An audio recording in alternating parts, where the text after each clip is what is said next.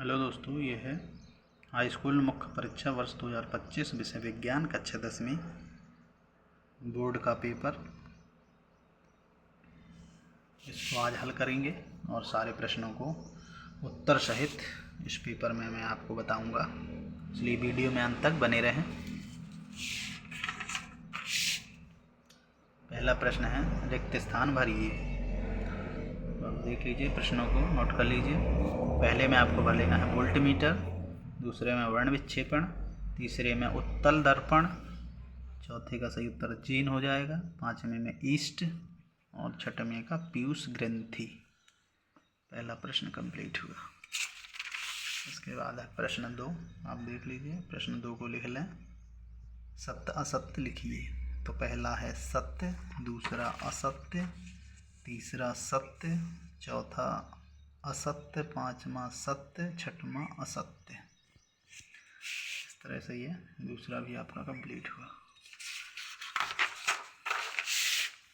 तीसरे प्रश्न में सही जोड़ी बनाइए। सही जोड़ियां हमने बना दी हैं। पहले की सही जोड़ी हो जाएगी आपकी डी, दूसरे की सी, तीसरे में एफ, चौथी की सही जोड़ी ई, पांचवें की सही जोड़ी बी और छठवें की सही जोड़ी ए। प्रश्न अगला है चौथा। एक शब्द अथवा वाक्य में उत्तर लिखिए। तो पहले का हो जाएगा व्यंजक चूर्ण, दूसरे का सोना, तीसरे में मिश्र धातु क्या है? दो या दो से अधिक धातुओं का समांगी मिश्रण मिश्र धातु कहलाता है। प्रश्न चौथा। प्रश्न चौथे में हो जाएगा आपका अग्र मस्तिष्क, ये लिखा हुआ है। पांचवें में हो जाएगा रासायनिक संचरण, छठवें का हो जाएगा किलोवाट घंटा kWh। बाद है प्रश्न 5। सही विकल्प चुनकर लिखिए। पहले का है सही बी, द्विविस्थापन अभिक्रिया। दूसरा है सी 1, तीसरे का है सी Al2O3। चौथे का सही उत्तर है डी, उपरोक्त सभी के लिए। पांचवें का सही उत्तर है सी, शुक्रवाहिका। छठवें का सही उत्तर है सी, पक्षमाभि पेशियों द्वारा।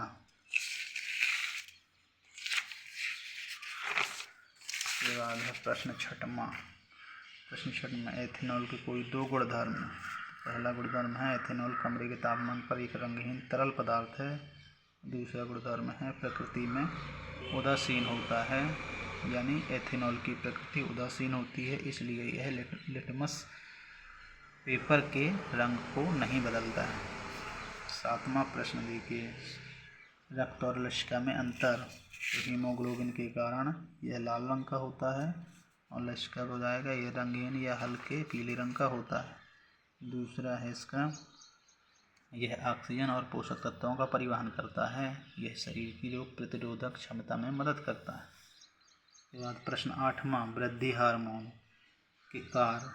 तो यह पीयूष ग्रंथि द्वारा स्रावित होता है, यह शरीर की वृद्धि और विकास को नियंत्रित करता है। इंसुलिन, यह अग्नाशय द्वारा निर्मित होता है और रक्त में शर्करा के स्तर को नियंत्रित करता है। यह हुआ उसका अथवा। इसके बाद है प्रश्न 9वां, एक कोशिकीय प्रश्न 9, एक कोशिकीय जीवों में प्रजनन विधियों के केवल नाम लिखना है। तो पहला हो जाएगा द्विखंडन, दूसरा हो जाएगा मुकुलन। प्रश्न 10वां देखिए, उत्तल दर्पण की फोकस दूरी ज्ञात कीजिए। इसकी वक्रता 38 है, तो दिया है वक्रता त्रिज्या r बराबर 38 सेंटीमीटर, फोकस दूरी f बराबर होता है r/2 बराबर 38/2, तो बराबर आ गया 19 सेंटीमीटर।